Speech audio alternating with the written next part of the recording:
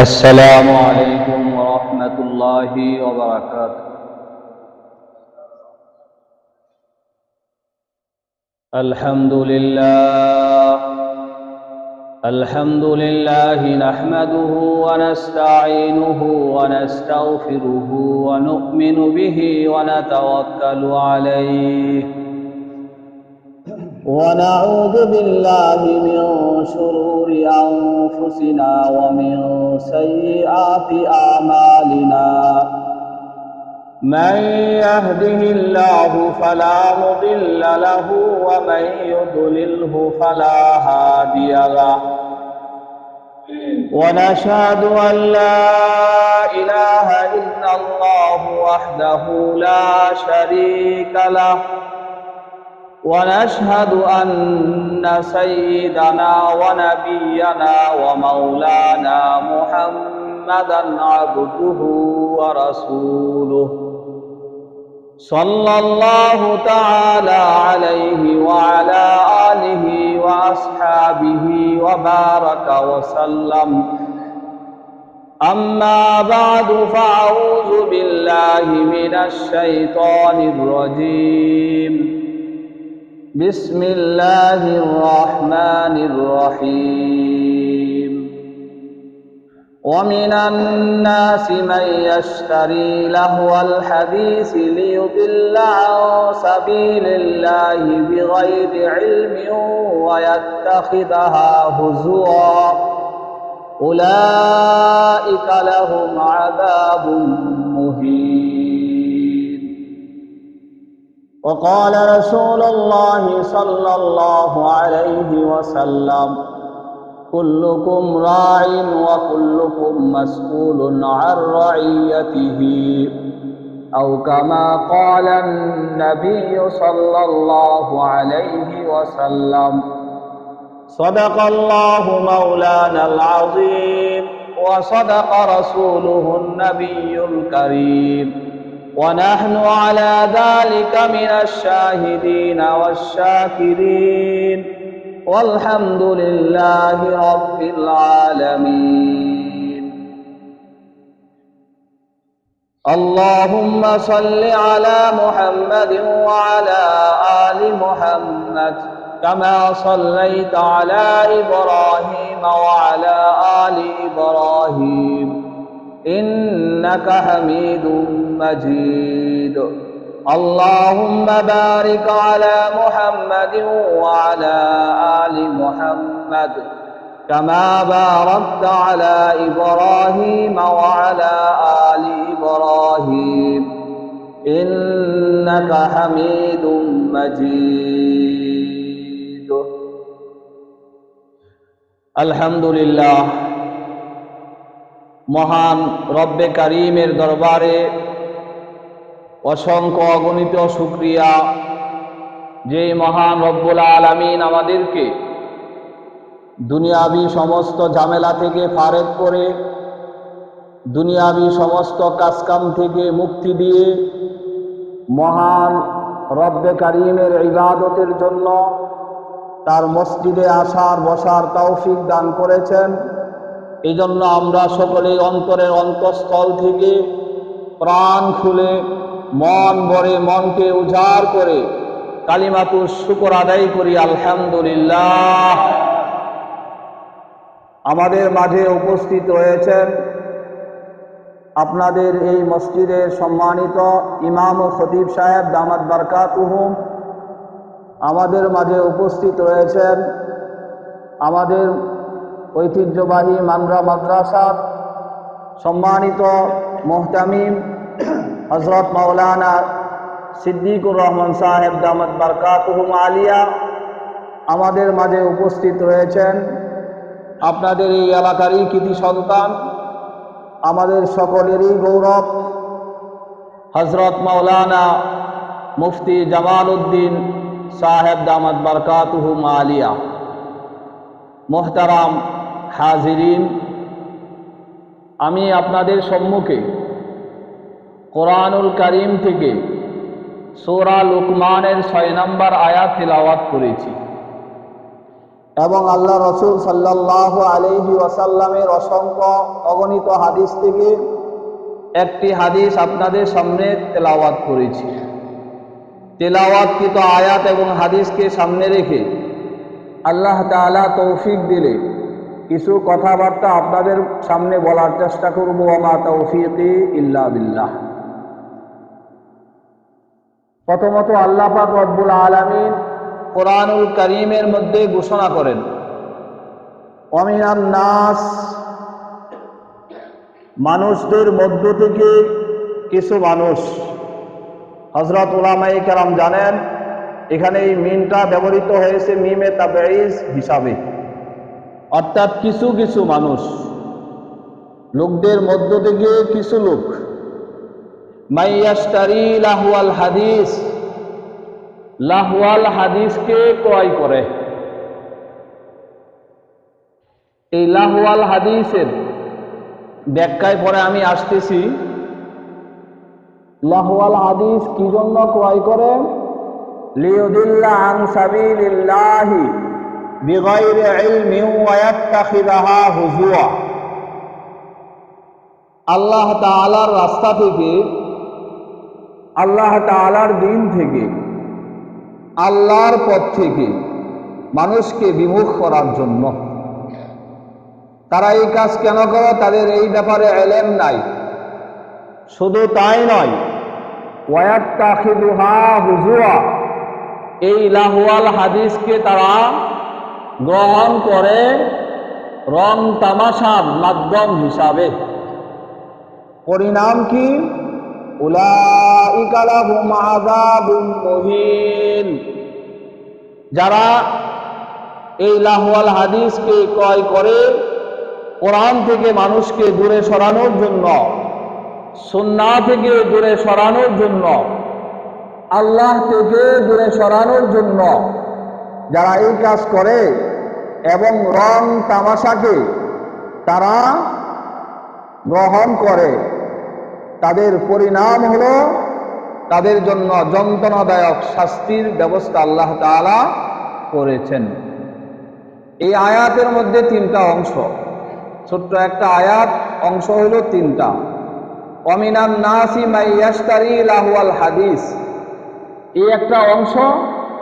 লিয়ুদিল্লা আন সাবিলিল্লাহি বিগাইরি ইলমিন ওয়া ইয়াত্তাখিযাহা হুজুয়া, এই একটা অংশ। আর উলাইকা লাহুম আযাবুম মুহিন, এই হইল আয়াতের তৃতীয় অংশ বা শেষ অংশ। প্রথম আয়াতের মধ্যে লাহওয়াল হাদিসের বর্ণনা করেছেন। আল্লাহ তাআলা লাহওয়াল হাদিসকে হারাম ঘোষণা করার আলোচনা করেছেন, প্রেক্ষাপট আলোচনা করেছেন। 2 নাম্বার, এই লাহওয়াল হাদিসের কোন কোন জিনিস কোন স্তরের হারাম, এই আলোচনা দ্বিতীয় অংশের মধ্যে করেছেন। আর তৃতীয় অংশে, শেষ অংশে এই লাহওয়াল হাদিসের পরিণাম সম্পর্কে, কুফল সম্পর্কে আলোচনা করেছেন। এই আয়াতকে বুঝতে হলে এই আয়াতের শানে নুজুলের দিকে আমাদেরকে ফিরে যেতে হয়। শানে নুজুল যদি আলোচনা করা না হয়, এই আয়াত সম্পর্কে পরিপূর্ণ ধারণা আমাদের পাওয়া সম্ভব না। এই জন্য আমি আপনাদের সম্মুখে শানে নুজুলটা আলোচনা করব।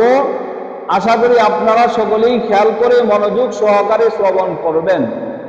আল্লাহ পাক রব্বুল আলামিন আমাকে এবং আমাদের সকলকে কোরআন সুন্নাহ মোতাবেক চলা এবং আল্লাহ তাআলার বিধান মোতাবেক নিজের জীবনকে গড়া এবং রাসূলুল্লাহ সাল্লাল্লাহু আলাইহি ওয়াসাল্লামের তরিকা অনুযায়ী নিজের জীবনে প্রত্যেকটা সেক্টরে বাস্তবায়ন করার তৌফিক দান করুন। আমরা সকলে আমলে নিয়তে শোনার ইচ্ছা আছে তো ইনশাআল্লাহ? আল্লাহ রাসূল সাল্লাল্লাহু আলাইহি ওয়াসাল্লাম যখন নবুয়ত প্রাপ্ত হলেন, নবুয়ত প্রাপ্ত হওয়ার পর আল্লাহ রাসূল সাল্লাল্লাহু আলাইহি ওয়াসাল্লাম দাওয়াতের কাজ শুরু করলেন, তাওহীদের দাওয়াত দিতে শুরু করলেন, একত্ববাদের দাওয়াত দিতে শুরু করলেন।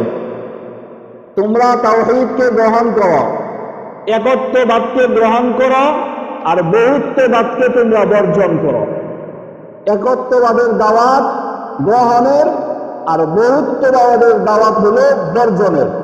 এই একত্ববাদের দাওয়াত দেওয়া শুরু করলেন আর বহুত্ববাদ বর্জনের আহ্বান করতে শুরু করলেন আল্লাহর নবী, বিশ্ব নবী, সর্বকালের সর্বশেষ নবী মুহাম্মদুর রাসূলুল্লাহ সাল্লাল্লাহু আলাইহি ওয়াসাল্লাম। এতে করে মক্কার মানুষ ধীরে ধীরে আল্লাহ রাসূলের দাওয়াত কবুল করতে লাগলেন। তা আমরা ইতিহাস পড়লে, কোরআন হাদিস গবেষণা করলে যতটুকু পাই, রাসূলুল্লাহ সাল্লাল্লাহু আলাইহি ওয়াসাল্লাম যখন প্রথম দাওয়াত দেওয়া শুরু করলেন, তখন মানুষ তিন ভাগে, তিন কারণে ইসলামের সুশীতল ছায়ার নিচে আশ্রয় গ্রহণ করতে লাগলেন, অর্থাৎ ইসলাম কবুল করতে লাগলেন। এর একটা ছিল রাসূলুল্লাহ সাল্লাল্লাহু আলাইহি ওয়াসাল্লাম দলিল আদির ভিত্তিতে, দলিল আদির মাধ্যমে মানুষের মাঝে তাওহীদের দাওয়াত দিতে লাগলেন। এই দলিল আদি শুনে, দলিল আদি মেনে এক শ্রেণীর মানুষ রাসূলের দাওয়াত কবুল করে ইসলাম কবুল করতে লাগলেন। আরেক শ্রেণীর মানুষ রাসূলুল্লাহ সাল্লাল্লাহু আলাইহি ওয়াসাল্লামের আমাল, আখলাক, ব্যবহার, তাহজিব, তামাদ্দুন, কৃষ্টি, কালচার, আচার ব্যবহার দেখে, অর্থাৎ রাসূলের আচার আচরণ দেখে, ব্যবহার দেখে, আখলাক দেখে মানুষ ইসলামের দিকে দীক্ষিত হতে শুরু হইল, ইসলাম কবুল করতে লাগলেন। তাহলে আমরা আর 3 নম্বর হলো রাসূলুল্লাহ সাল্লাল্লাহু আলাইহি ওয়াসাল্লামের উপর কোরআনুল কারীম অবতীর্ণ হইতে লাগলো। তখন এই রাসূলুল্লাহ সাল্লাল্লাহু আলাইহি ওয়াসাল্লাম যখন তেলাওয়াত করতেন, এই তেলাওয়াত শুনে মক্কার কাফেররা ওরা ইসলামে দীক্ষিত হইতে শুরু করলো। তাহলে আমার কথা যদি আপনারা বুঝে থাকেন, তাহলে বলুন কয়ভাবে মক্কার কাফেররা ইসলাম কবুল করতে লাগলো? 3 ভাবে। কয়ভাবে? 3 ভাবে। একটা হলো রাসূল তাওহীদের দাওয়াত দিতেন, আল্লাহর পক্ষ থেকে যে ওহী আসতো এই ওহীগুলো আলোচনা করতেন মানুষের মাঝে, মানুষ এই দলিল আদি শুনে ইসলামে দীক্ষিত হইত। 2 নাম্বার, রাসূলের আখলাক, আমাল, আদাব, আচার ব্যবহার, তাহজিব, তামাদ্দুন, চলাফেরা দেখে মুগ্ধ হয়ে মানুষ ইসলাম গ্রহণ করত। আর তৃতীয়টা হলো রাসূলুল্লাহ সাল্লাল্লাহু আলাইহি ওয়াসাল্লামের কোরআনুল কারীম তেলাওয়াত শুনে মুগ্ধ হয়ে তারা ইসলাম কবুল করত। এখন যখন এইভাবে মানুষ আস্তে আস্তে ধীরে ধীরে আবু তালেবের বাতিজা মুহাম্মদ সাল্লাল্লাহু আলাইহি ওয়াসাল্লামের দিকে মানুষ ধাবিত হতে শুরু করলো, তখন বেঈমানদের লিডার, কাফেরদের লিডার, শুধু বেঈমানদের লিডারও নয়, রাষ্ট্রেরও লিডার, দেশেরও লিডার, সেই লিডারদের মাথা নষ্ট হয়ে গেল যে আমার বাপ দাদার ধর্ম, আমাদের ধর্মকর্ম ছেড়ে মানুষ ধীরে ধীরে আবু তালেবের ভাতিজা মুহাম্মদ আরবি সাল্লাল্লাহু আলাইহি ওয়াসাল্লামের দাওয়াতে দীক্ষিত হয়ে সে আস্তে আস্তে তার দলে চলে যাচ্ছে। আমাদের দল তো একসময় এভাবে যাইতে যাইতে শূন্য হয়ে যাবে, আমরা নেতৃত্ব শূন্য হয়ে যাব, আমাদের কর্তৃত্ব চলে যাবে, আমরা তখন আমাদের অবস্থা কি হবে? এই বেঈমানদের লিডারদের মধ্যে আবু জাহেল, উতবা, সাইবা, রবিয়া, এই 4 লিডার একসাথে বৈঠকে বসছে।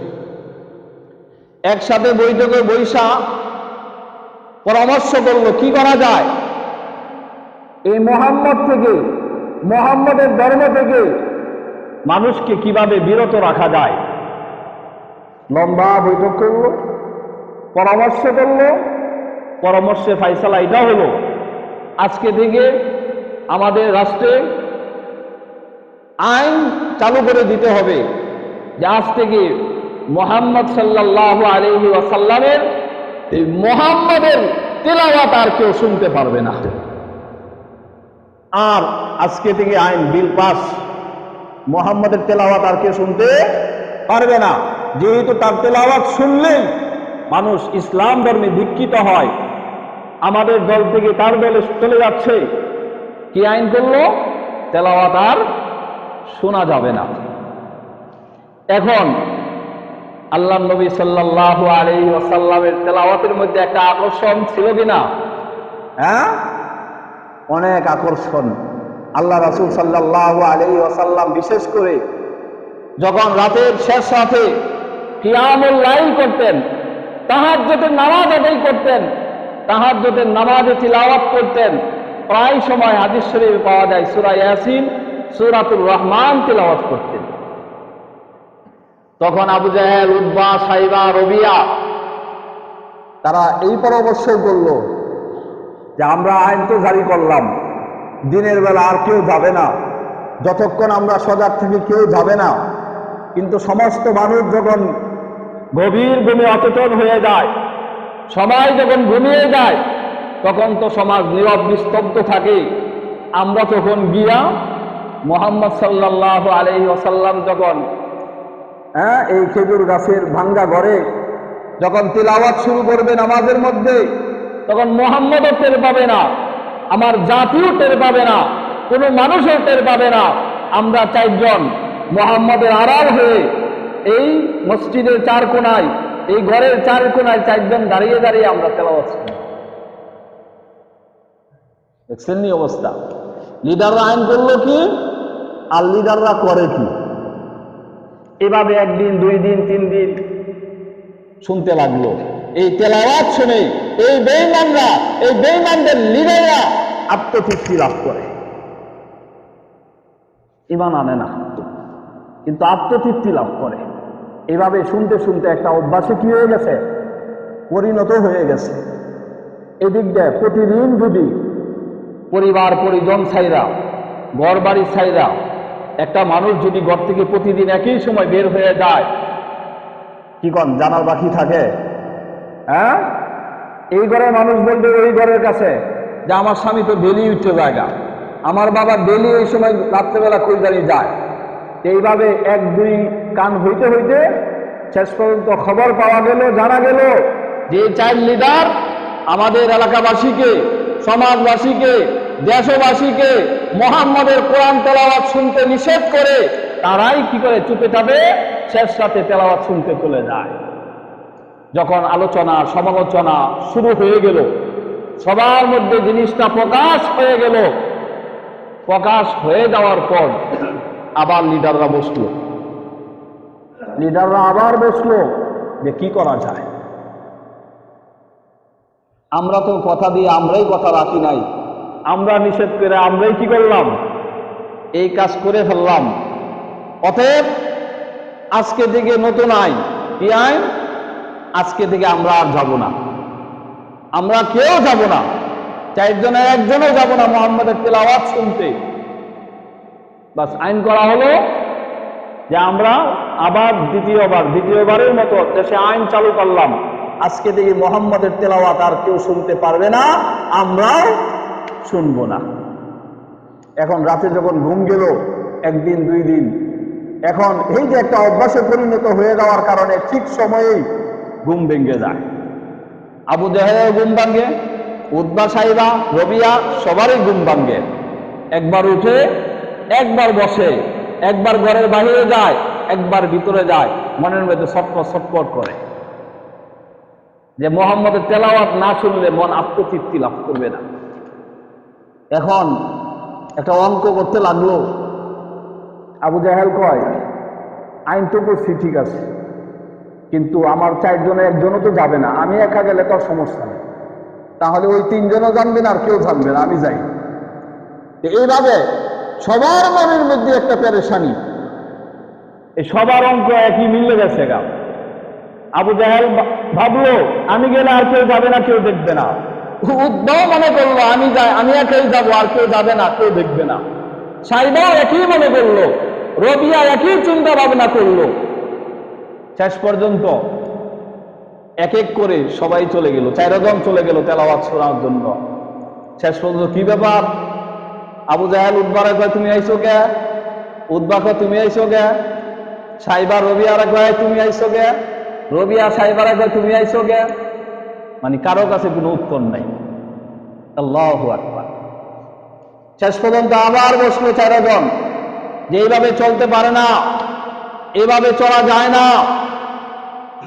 নতুন করে আবার পরামর্শ করলো কি করা যায়। এখন আবার বসলো যে আর মুহাম্মদের তেলাওয়াত শুনতে যাওয়া যাবে না, তবে মুহাম্মদ সাল্লাল্লাহু আলাইহি ওয়াসাল্লামের তেলাওয়াতের বিকল্প কিছু আমাদেরকে বের করা লাগবে। বিকল্প কিছু আমাদেরকে বের করতে হবে। তৎকালীন সময় ওই জামানায় মক্কায় কোনো গায়ক ছিল না, কোনো গায়িকা ছিল না, কোনো কবি ছিল না, যার কারণে উপস্থিত কাকে দিয়ে কি করবে এটা বুদ্ধি করে বের করেছে। তখনকার জামানায় একজন বড় ব্যবসায়ী ছিল, শিল্পপতি ছিল, নাম ছিল নজর বিন হারেস। কি নাম? নজর বিন হারেস। সে দেশ বিদেশে বিভিন্ন জায়গায় সফর করে ব্যবসার খাতিরে।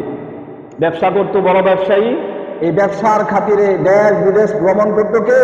নজর বিন হারেস। এখনো বাংলাদেশি বড় ব্যবসায়ী যারা, তারা মাসে 2 মাসে অন্তর অন্তর 15 দিন অন্তর অন্তর বিদেশে যায় না? যায় না? যায়। নজর বিন হারেস এই কাজটা করে। তখন 4 লিডার মিললে পরামর্শ করলো, নজর বিন হারেসের কাছে যায়। আর তৎকালীন সময়ে বাজি বেচাকিনি হইত, দাস বেচাকিনি হইত। নজর বিন হারেসের কাছে গিয়া বলল, মুহাম্মদের অবস্থায় তার দাওয়াতে দলিলাদির প্রমাণের ভিত্তিতে দাওয়াত দেয়, মানুষ তার দলে যাচ্ছে, তার আমল আখলাক চরিত্র দেখে, তার ব্যবহার দেখে মানুষ তার দলে যাচ্ছে, তার তেলাওয়াত শুনে মানুষ তার দিকে দীক্ষিত হচ্ছে, আর আমরা নেতৃত্ব শূন্য হয়ে যাচ্ছি। তখন নজর বিন হারেসের কাছে বলল, লিডার আপনি তো দেশ বিদেশে যান, আমাদের একজন গায়িকার দরকার, একজন গায়কের দরকার, একজন পুঁথি বিশিষ্ট লোক দরকার। এরকম লোক যদি পান, যদি সে দাসী হয়, সে যদি বাদী হয়, তাকে একবারই খরিদ করে নিয়ে আসবেন। সে কি করবে? আমাদের মাঝে সে গাইবে, নাচবে। তখন আমরা আমাদের সমাজবাসী, আমাদের দেশবাসীর লোকজন এগুলো শুনে আকৃষ্ট হয়ে যখন থাকবে, তখন মুহাম্মদের দরবার থেকে, মুহাম্মদের দাওয়াত থেকে, সেই ইসলামের দাওয়াত থেকে আমরা ফিরাইতে পারব। যেই পরামর্শ সেই কাজ। নজর বিন হারেস সফরে গেল। সফরে যাওয়ার পর যেই বাজারে বাদি দাসী বিক্রি হয়, ওই বাজারে গিয়ে একজন পাওয়া গেল গায়ক, গায়িকা, সে গাইতে পারে। তার কণ্ঠ যেমন সুন্দর, দেখতেও সুন্দর, আবার সে নিজে থেকেও কিছু বানাইতে পারে। ওই নজর বিন হারেস তার সাথে নিয়ে আসলো। আইসা লিডারদের কাছে সুপর্দ করলো, লিডার নিয়ে আসছে। তখন শুরু করে দিল এই পুঁথি গাওয়া, গান বাজনা করা শুরু করে দিল। এখন আপনারা যদি এই আয়াতের শানে নুজুল বুঝে থাকেন, তাহলে আপনারা বলেন, এই আবু জাহেল, উতবা, সাইবা, এই নজর বিন হারেস, তারা সম্মিলিত প্রচেষ্টা করে সিদ্ধান্ত নিয়ে এই গায়িকা খরিদ কেন করলো? এই নায়িকাকে খরিদ কেন করলো? কেন গানে গান বাজনার আসর করলো? বলেন, আপনারা বলেন একটু। কেন? কোরআনের বিরোধিতা করার জন্য, আল্লাহর দাওয়াতের বিরোধিতা করার জন্য, কোরআন সুন্নাহ থেকে মানুষকে দূরে সরানোর জন্য, আল্লাহ থেকে মানুষকে দূরে সরানোর জন্য, আমাদের সর্বকালের সর্বশ্রেষ্ঠ নবী মুহাম্মদুর রাসূলুল্লাহ সাল্লাল্লাহু আলাইহি ওয়াসাল্লাম থেকে বিচ্ছিন্ন করার জন্য। কথা নাই? এই গান বাজনা শুরু হলো। ইতিমধ্যে যখন এদের আসর শুরু হয়ে গেল, আল্লাহ পাক রব্বুল আলামিন এই সূরা লুকমানের এই 6 নম্বর আয়াত নাজিল করে দিলেন। ওয়ামিনান নাসি মান ইয়াশতারি লাহওয়াল হাদিস লিয়ুদিল্লা আন সাবিলিল্লাহি বিগাইরি ইলমিন ওয়া ইয়াত্তাখিদাহা হুজুয়া উলাইকা লাহুম আযাবুন মুহিন। এই আয়াত নাজিল করে এই গান বাজনাকে কি করেছেন? হারাম করেছেন, নিষেধ করেছেন। গান বাজনা থেকে দূরে থাকার আয়াত নাজিল করে দিলেন। আর অসংখ্য হাদিসে আল্লাহর নবী সাল্লাল্লাহু আলাইহি ওয়াসাল্লাম এই গান বাজনাকে কি করেছেন? হারাম করেছেন। অসংখ্য হাদিস আছে, অসংখ্য হাদিস। এখন বুঝে থাকলে বলেন, এই স্পষ্ট এই লাহওয়াল হাদিস কেন করে? লাহওয়াল হাদিসের অনেক ব্যাখ্যা। যদিও ওই গায়িকা নায়িকা পুঁথি গাইতো, গান গাইতো, কিন্তু আল্লাহ পাক রব্বুল আলামিন লাহওয়াল হাদিস একটা ব্যাপক শব্দ ব্যবহার করেছেন, একটা ব্যাপক শব্দ। আব্দুল্লাহ ইবনে আব্বাস রাদিয়াল্লাহু তাআলা আনহু, আব্দুল্লাহ ইবনে ওমর রাদিয়াল্লাহু তাআলা আনহু, এরকম বড় বড় মুফাসসির, বড় বড় সাহাবী, তারা বলছেন এই লাহওয়াল হাদিস দ্বারা উদ্দেশ্য হইল গান বাজনা কি করা। ইমামে আবু হানিফা রাহমাতুল্লাহি আলাইহি উনিও বলছেন গান বাজনা। অনেক ব্যাখ্যা বিশ্লেষণ এটা আছে।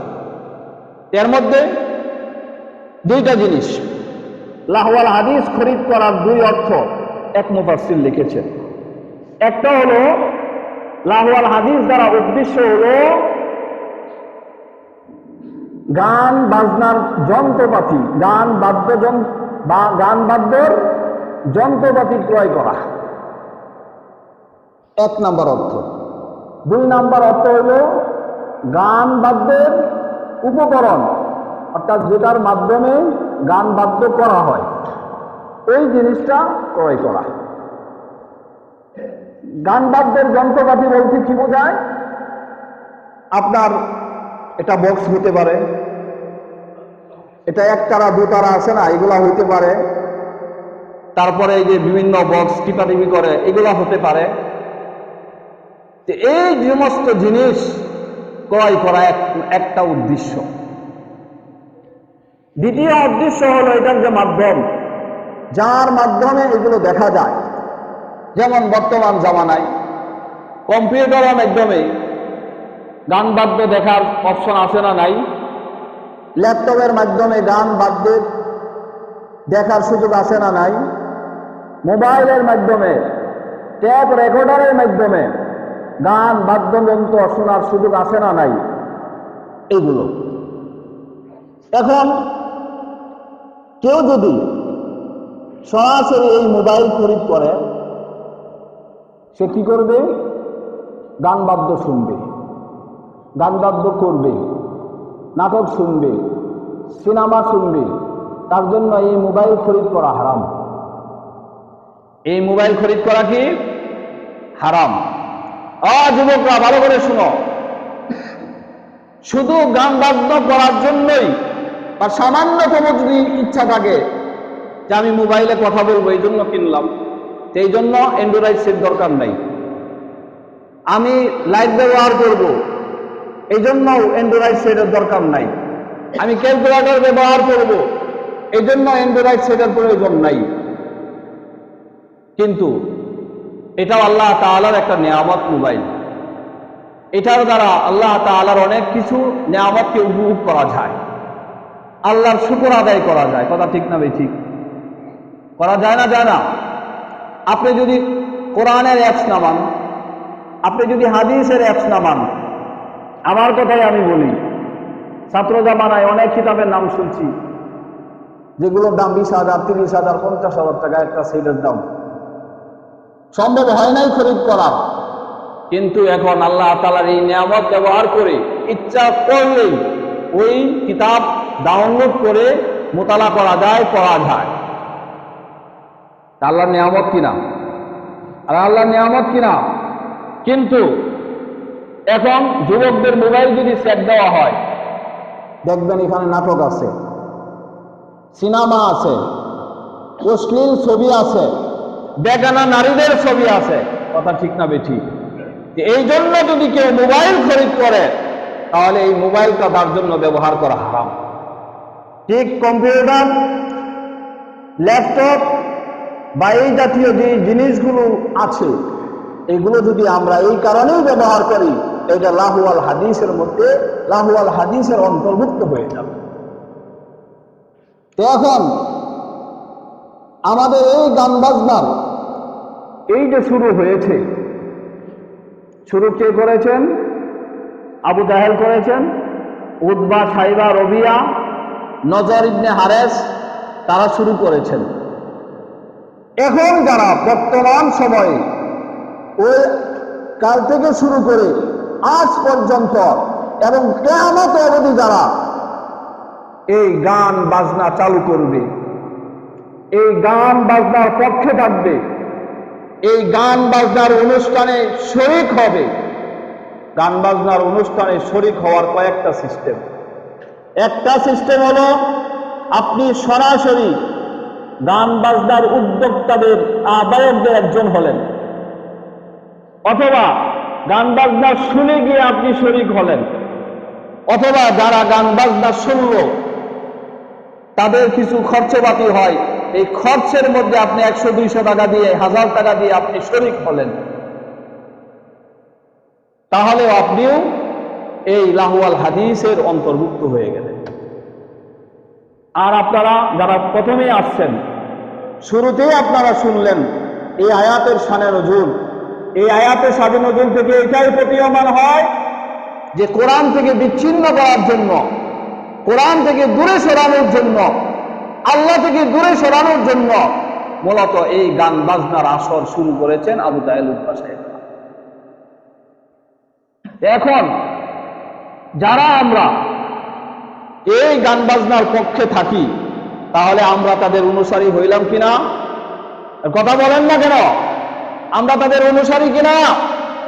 তাহলে আমাদের সমাজে আমরা যারা আছি, আল্লাহ তাআলার আরেকটা আয়াত আমি বলি, সূরা বাকারার একবারে শুরুতে, আলিফ লাম মিম যালিকাল কিতাব লা রাইবা ফি, এর পরের পৃষ্ঠা, উলাইকা আলা হুদাম মির রাব্বিহিম ওয়া উলাইকা হুমুল মুফলিহুন, এই পৃষ্ঠার শেষ লাইনের আগের আয়াতটা 12 নম্বর আয়াত সম্ভবত।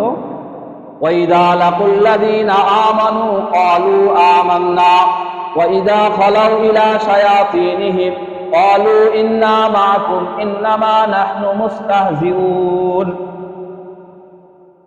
আমাদের মুসলমানদের মধ্যে এমন মুসলমান আছে না নাই যে ওয়াজ মাহফিলেও টাকা দেয়, গান বাজনায়ও টাকা দেয়? এরকম মুসলমান সমাজে আছে না নাই? ওরা মুনাফেক। ওরা কি মুনাফেক? তারা জান্নাতি হইতে পারবে না, পারবে না। ইন্নাল মুনাফিকিনা ফি দারকিল আসফালি মিনান নার, একবারে জাহান্নামের সর্বনিম্ন যে স্তর আছে সেই স্তরে তাদের জায়গা হবে। এক শ্রেণীর মুসল্লি আছে, নামাজি ভাইয়েরা আছে, হাজী সাহেবেরা আছে, সমাজের নেতৃত্ব কর্তৃত্ব দানকারী মুসলমান আছে, তারা ওয়াজ মাহফিলেরও ব্যবস্থা করে, গান বাজনারও ব্যবস্থা করে, ওয়াজ মাহফিলের খাবারের ব্যবস্থা করে, আবার গান বাজনা গিয়ে গাঁজা, মদ, ইয়াবা, নেশার আয়োজন করে। আছে না নাই? ওয়াজ মাহফিলেও টাকা দান করে, মসজিদেও টাকা দেয়, মাদ্রাসাও টাকা দেয়, আবার মন্দিরেও টাকা দেয়। এরকম মুসলমান আছে না নাই? মুসলমানদের জন্য ব্যক্তিগত ফান্ড থেকে 1 টাকাও দেওয়া হারাম, মন্দিরে অনিসলামিক কাজে দেওয়া হারাম, গান বাজনার আসরে দেওয়া হারাম, তাদের সাথে কথা দিয়ে, সময় দিয়ে, পরামর্শ দিয়ে, বুদ্ধি দিয়ে যে কোনো ভাবে আমি শরীক হই না কেন, এটা আমার আপনার জন্য হারাম, এবং এই জন্য আমাকে আপনাকে জাহান্নামে যেতে হবে। তাহলে যেই গান বাজনা শুনলে হারাম, যেই গান বাজনা করা হারাম, যেই গান বাজনার সাথে কোনোভাবে শরীক হওয়া, সঙ্গ দেওয়া হারাম, এই গান বাজনা করে, এই গান বাজনা শুনে, এই গান বাজনাকে সমর্থন করে আমরা কি জাহান্নামে যেতে চাই? আপনারা কি বলেন? কে কে চান না জাহান্নামে যেতে? একটু হাত দেখাই। একটু হাত দেখাই, আপনারা কি জাহান্নামে যেতে চান? যারা চান না সবাই হাত দেন। আল্লাহ পাক আমাদেরকে জান্নাতে যাওয়ার তৌফিক দান করুন, এবং যেই কাজ করলে জান্নাতে যাওয়া যাবে সেই কাজ আমরা করতে রাজি আছি তো ইনশাআল্লাহ? যুবক ভাইয়ারা, এই যুবকরাই পারে একটা সমাজকে সোনালী সমাজ উপহার দিতে।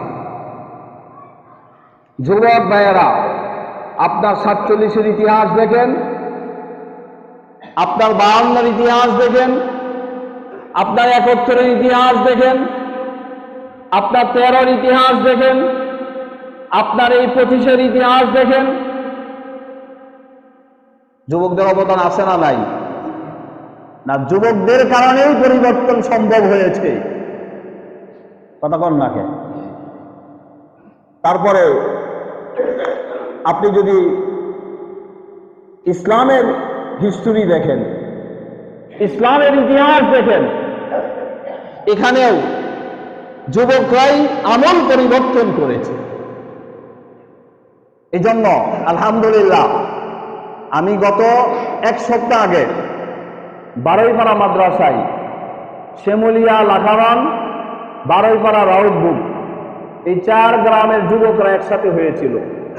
আমি লম্বা কথা বলছি যুবকদেরকে নিয়ে, এবং এই মান্দার কিছু যুবককে আমি আদর্শ হিসাবে তাদের সামনে পেশ করেছি। আলহামদুলিল্লাহ কইবেন না? মান্দার যুবকদেরকে আমি আদর্শ হিসাবে, আদর্শবান হিসাবে আমি তাদের সামনে পেশ করেছি যে আপনারা সূচনা করেছেন, আপনারা সমাজ পরিবর্তন করতে চাচ্ছেন, আপনারা প্রয়োজনে মান্দার কয়েকজন যুবক আছে, আমি যতটুকু জানি একটা পূরণ নামে একটা সংগঠন, তারপরে মান্দার সেবা সংগঠন, আর একটা কি সংগঠন নাকি ইদানিং হচ্ছে। তাহলে এই যে সংগঠনে যারা নেতৃত্ব দিচ্ছে, আশা করি সবাই এরা ভালো মানুষ। কি কন? ভালো মানুষ কিনা? তারা সমাজ পরিবর্তনের চিন্তা ভাবনা করতেছে। যে গান বাজনা ইসলাম থেকে মানুষকে দূরে রাখে, যে গান বাজনার মূল উদ্দেশ্য ইসলাম থেকে দূরে রাখা, যে গান বাজনার মূল উদ্দেশ্যই হলো অপরাধ করা, অন্যায় করা, সেই গান বাজনার পক্ষে আমার এই আদর্শবান যুবকরা কখনো থাকতে পারে? যারা আপনারা 5 ওয়াক্ত নামাজ পড়েন, আপনারা কি মুনাফিক হইতে চান? যদি মুনাফিক হইতে না চান, সিদ্ধান্ত নেন যতদিন আল্লাহ তাআলা দুনিয়াতে বাঁচিয়ে রাখবেন, অন্তত আপনার ঘরে যেন কোনো গান বাজনার পরিবেশ না থাকে, এই জন্য চেষ্টা করবেন তো ইনশাআল্লাহ? আপনার প্রতিবেশীর আশপাশে যেন গান বাজনার কোনো আড্ডা না থাকে। একটা আছে, একজন ঘরের দরজা বন্ধ করে নীরবে নিস্তব্ধে সে গুনাহ করতেছে, সে আল্লাহর কাছে জবাব দিবে, কিন্তু তার গুনার কারণে আমার ভাই নষ্ট হচ্ছে, আমার বাতিদা নষ্ট হচ্ছে, আমার বাবা নষ্ট হচ্ছে, আমার বোন নষ্ট হচ্ছে। এটা কি চলতে দেওয়া যায়? কি বলেন? চলতে দেওয়া যায়? চলতে দেওয়া যায় না। গুনাহ করার আগে, লম্বা চড়া আলোচনা, গুনাহ করার আগে অন্তত আমি প্রত্যেককেই বলবো এই কথা, আমরা যখনই কেউ গুনাহ করি, আমরা তো মনে করি পৃথিবীর কেউ দেখছে না। পৃথিবীর কেউ দেখুক আর না দেখুক, কে দেখে? আল্লাহ দেখে। আল্লাহ আমাদেরকে ভালোবাসেন না? বাসেন না? অযুবক, শুধু এতটুকু চিন্তা করো, যখন তুমি মোবাইলে নাটক দেখতেছ, আল্লাহ তোমাকে ডাক দিয়ে বলতেছে আরশ থেকে, হে আব্দুর রহমান, থামো, কি করতেছো তুমি? থামো, তুমি আর সামনে বাড়িও না। আপনি মনে করবেন যে আল্লাহ আমাকে ডান দিক থেকে দেখতেছে, আল্লাহ আমাকে বাম দিক থেকে ডাক দিয়ে বলতেছে আব্দুর রহমান তুমি থামো, আর নাটক দেখিও না, আর সিনেমা দেখিও না, আর মদ পান করিও না, আর গাজার কাছে যাও না। তোমাকে ডাক দিয়ে আল্লাহ বলতেছে, ডাক দিয়ে বলতেছে তোমার নাম ধরে, হে আব্দুর রহমান, হে আব্দুল্লাহ বিন আব্দুর রহমান, হে আব্দুর রহমানের পুত্র আব্দুল্লাহ, এভাবে নাম ধরে ধরে আল্লাহ ডাকতেছে আমাকে আপনাকে, আর গুনাহ করো না, আর সামনে আগাইও না। এই কথাটা যদি অন্তরে বসাইতে পারি, আর দরজা জানালা বন্ধ করে যখন দেখব তখন এই চিন্তা যদি আসে যে কেউ না দেখুক, আমার দুই কাঁধে দুইজন ফেরেশতা আছে, তারা দেখতেছে। আমার ঘরে ফেরেশতা আছে, ফেরেশতারা দেখতেছে, তারা লিখতেছে। এই জন্য, এবং যেই খাদে শুয়ে শুয়ে করতেছি, যেই তুষকের উপর বসে বসে করতেছি, যেই তুষকে শুয়ে শুয়ে আমি গুনাহ করতেছি, হাশরের ময়দানে এই স্থান, এই ঘর, এই ইটা, এই প্রত্যেকটা পোশাক আমার বিরুদ্ধে সাক্ষী হয়ে দাঁড়ায়। এই বিশ্বাসটা যদি অন্তরে স্থাপন করতে পারেন, আমি প্রত্যেকটারে দলিল দিতে পারবো। প্রায় আটটা একটা গুনাহ করার সাথে সাথে 8টা দলিল হয়ে যায়। 8 শ্রেণীর মানুষ আমাদের বিপক্ষে সাক্ষী হবে। আমার হাত আমার বিপক্ষে সাক্ষী দিবে, আমার পা আমার বিপক্ষে সাক্ষী দিবে, এমনকি আমার এই ত্বক, আমার এই চামড়া, এটাও আমার বিরুদ্ধে সাক্ষী দিবে। তাহলে এইগুলো যদি অন্তরে আমি স্থাপন করতে পারি যে আমি গুনাহ করছি, আল্লাহ আমাকে ডাকছে, আমার নাম ধরে ডাকছে, আমার প্রত্যেকটা গুনার সাক্ষী হচ্ছে, রেকর্ড হচ্ছে, তাহলে আমার দ্বারা গুনাহ করা সম্ভব না। অন্যায় কাজ থেকে ফিরে আসা সম্ভব না, সম্ভব না।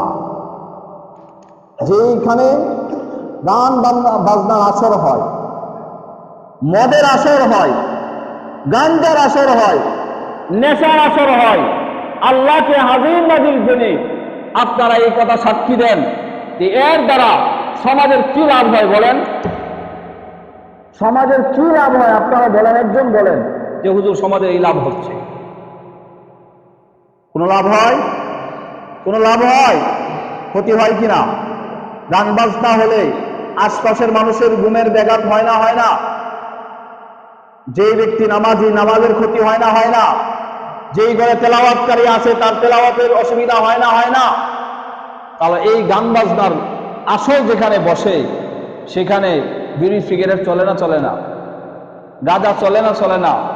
মদ চলে না, চলে না? আর খিচুড়ি তো এটা একটা ফাউ জিনিস। খিচুড়ি খাওয়াইতে মন চায়, এক ডেক পাকান, ঈদগাহে নিয়ে বসেন, মাইকে একটা ঘোষণা করেন, যারা খাইতেছেন আসেন। লোক পাবেন না, পাবেন না? আরে পাবেন না, পাবেন না? আপনার সেবা করতে মন চায়, আপনার টাকা পয়সা কাজে লাগাইতে মন চায়। আপনি আজকে এই যে তাজিম ভাই, নজরুল ভাই দোকানে যান, 10 কেজি কইরা অথবা 25 কেজির বস্তা আছে, এখন 5টা 25 কেজির বস্তা কিনেন, আপনার সমাজের 5 জন বিধবার করে এশারের পরে মাগরিবের পরে পৌঁছাইয়া দেন। সব হবে না? আরে সব হবে না, হবে না? কারো জানার দরকার নাই, কারো শোনার দরকার নাই। আপনি 1 বস্তা করে পৌঁছাইয়া দেন, 10-15 দিন খাবে, 25 দিন খাবে, আর আপনার জন্য দোয়া করবে। আর এই গরিব মানুষ যারা নিতান্তই গরিব, একান্তই প্রাপ্য জিনিসটা সে পাবে, খাবে আর কাঁদবে, চোখ দিয়া পানি ভরবে, অন্তর থেকে আপনার জন্য দোয়া আসবে। আপনার সংসারে অশান্তি দূর হবে, আপনার ঘরে বেঁধে রহমত ঢুকবে, অশান্তি দূর হবে, আল্লাহর পক্ষ থেকে সুকুন নাজিল হবে, আপনার পরিবেশ দেখবেন পরিবর্তন হবে, আপনার সংসারের মধ্যে সুখ শান্তি আসবে, অশান্তি দূর হবে, দাঙ্গা হাঙ্গামা দূর হবে, পেরেশানি দূর হবে। কিন্তু আমরা এই কাজ করি না, যা করি মানুষকে দেখানোর জন্য করি। এজন্য আমরা বিধবাদের পাশে থাকবো, এতিম অনাথদের পাশে থাকবো, কিন্তু আমরা বোঝার চেষ্টা করবো, জানার চেষ্টা করবো যে কোন পদ্ধতিতে, কোন সিস্টেমে, কোন আমলটা করলে আমি পরিপূর্ণ সব পাবো। উলামায়ে কেরাম আছেন, ওনাদের কাছে যাবেন, বসবেন, সময় দিবেন, সঙ্গ দিবেন, ইনশাআল্লাহ আপনার আমলের মধ্যে, আপনার আখলাকের মধ্যে, আপনার আদবের মধ্যে আমল পরিবর্তন আসবে ইনশাআল্লাহ।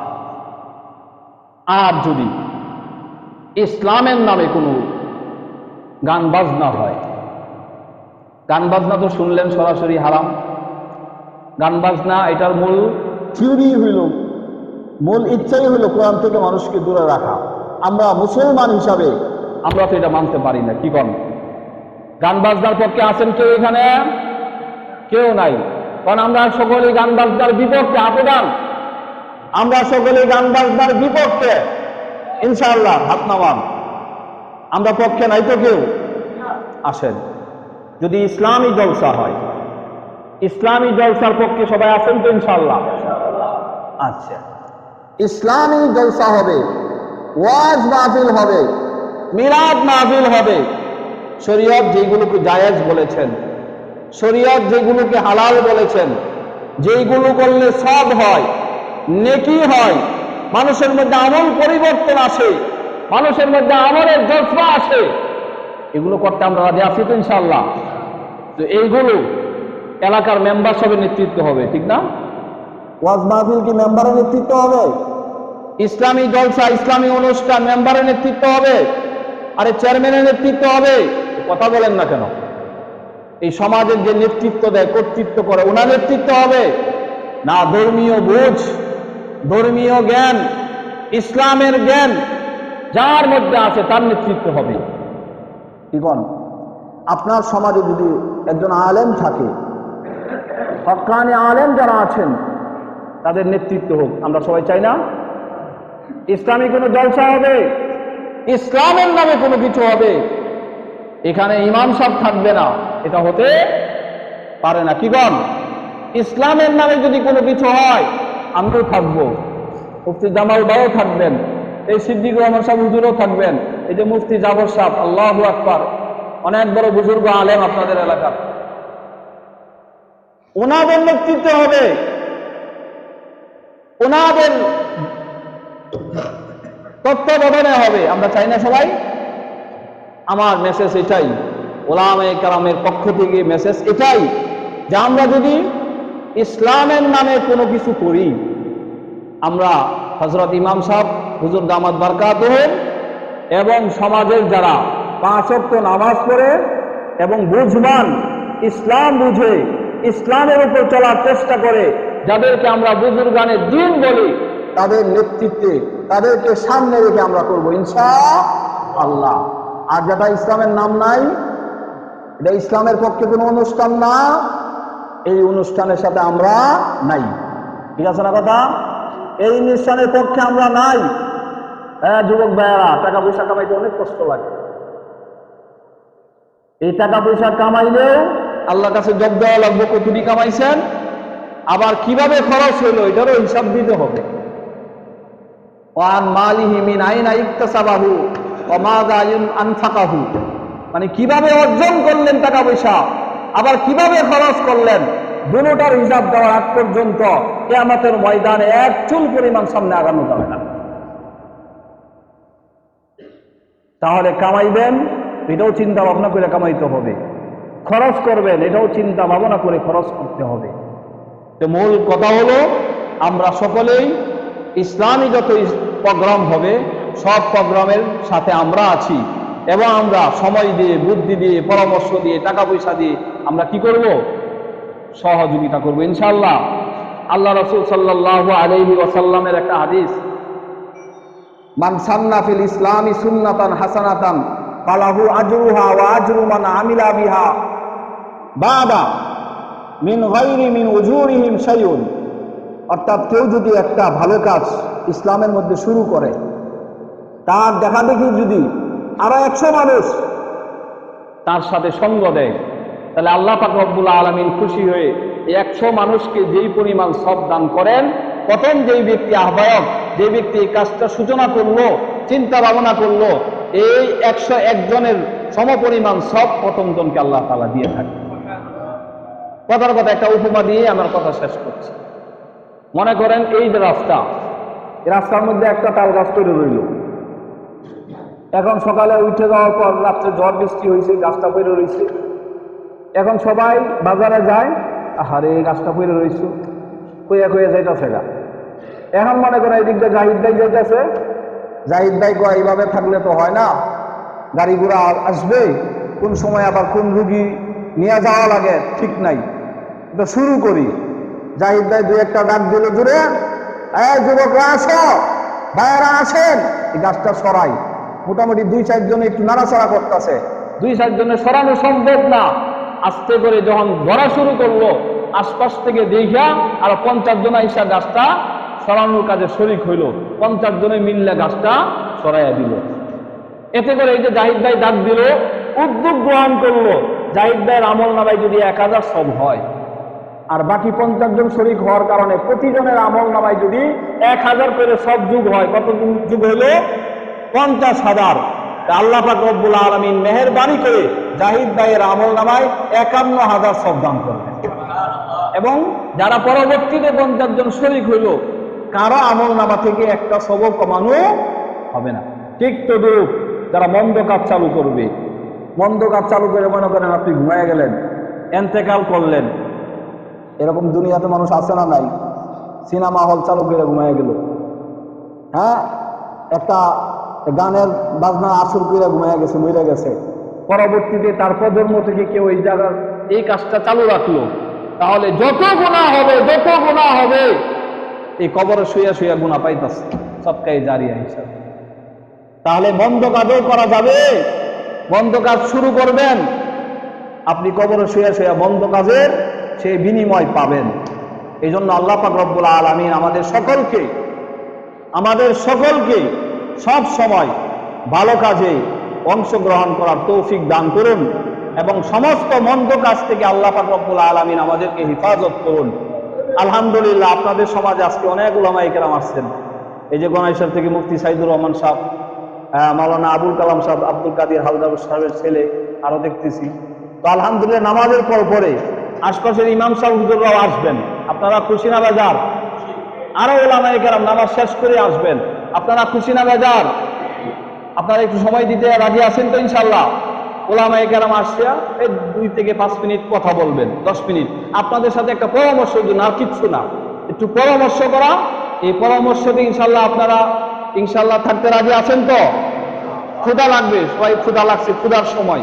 কিন্তু ইসলামের যদি একটু উপকার হয়, ইসলামের যদি একটু ভালো হয়, আমার একটু বসার দ্বারা যদি আমার একটা ভাই ভালো হয়ে যায়, আমার একটু বসার দ্বারা যদি একটা ভাই গাঞ্জা থেকে ফিরে আসে, একটা ভাই যদি মদ পান করা থেকে ফিরে আসে, তাহলে আমার লাভ হইবে না লস হবে? যুবক ভাইয়েরা, সময় দিবা তো ইনশাআল্লাহ?